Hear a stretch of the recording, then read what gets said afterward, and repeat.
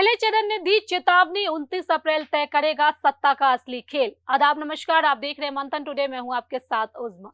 पश्चिम बंगाल की सियासत इस वक्त सिर्फ एक राज्य का चुनाव नहीं बल्कि राष्ट्रीय शक्ति संतुलन की अग्नि परीक्षा बन चुकी है।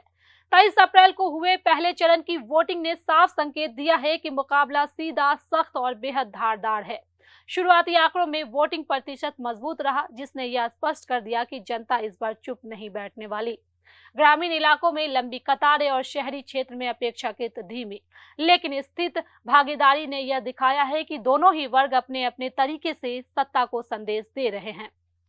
पहले चरण में जिन सीटों पर मतदान हुआ वहां परंपरागत वोट बैंक की पकड़ को चुनौती मिलती दिखी। सत्ताधारी खेमे के लिए सबसे बड़ी चिंता ये रही कि जिन इलाकों को वह अपना गढ़ मानता था वहां भी विरोध की हल्की दरारें नजर आई। वहीं विपक्ष ने इस चरण को अपने पक्ष में माहौल बनाने का अवसर समझकर पूरी ताकत बूथ स्तर तक की लड़ाई में कार्यकर्ताओं की सक्रियता और स्थानीय मुद्दों की आक्रामक उठान ने चुनाव को और ज्यादा गरमा दिया। अब नजरें 29 अप्रैल की दूसरे चरण पर टिकी है, जो असल मायनों में तस्वीर साफ करने वाला साबित हो सकता है। इस चरण में जिन सीटों पर वोटिंग होनी है वे राजनीतिक रूप से ज्यादा संवेदनशील और प्रभावशाली मानी जाती है। यहाँ जातीय समीकरण, धार्मिक ध्रुवीकरण और विकास बनाम पहचान की बहस खुलकर सामने आ रही है। यही वजह है कि सभी दलों ने अपने बड़े चेहरे को मैदान में उतार दिया है और प्रचार में कोई कसर नहीं छोड़ी जा रही।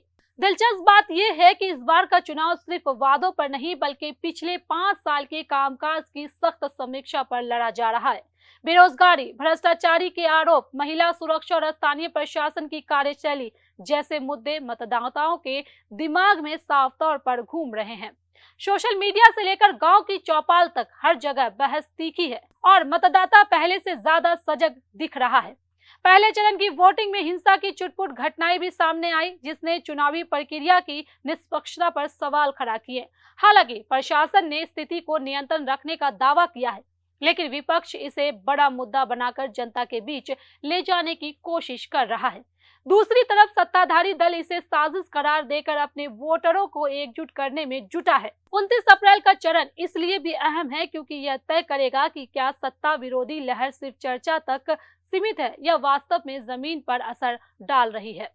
अगर इस चरण में भी भारी मतदान होता है और विपक्ष को अपेक्षित समर्थन मिलता है तो सत्ता समीकरण में बड़ा उलटफेर संभव है। लेकिन अगर सत्ताधारी दल अपने कोर वोट बैंक को मजबूती से संभाल लेता है तो वापसी का रास्ता भी खुला रहेगा।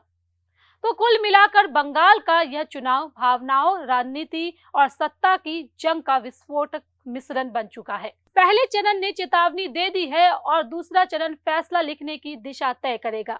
यह हर वोट सिर्फ संख्या नहीं बल्कि सियासी भविष्य की चाबी बन चुका है। तो चलिए फिलहाल इस खबर में बस इतना ही। देश दुनिया की ऐसी तमाम बड़ी खबरों के लिए बने रहे मंथन टुडे के साथ ही हमारे चैनल को लाइक करें, सब्सक्राइब करें, फॉलो करें और निष्पक्ष पत्रकारिता देखना है तो देखते रहे मंथन टुडे। बहुत बहुत शुक्रिया।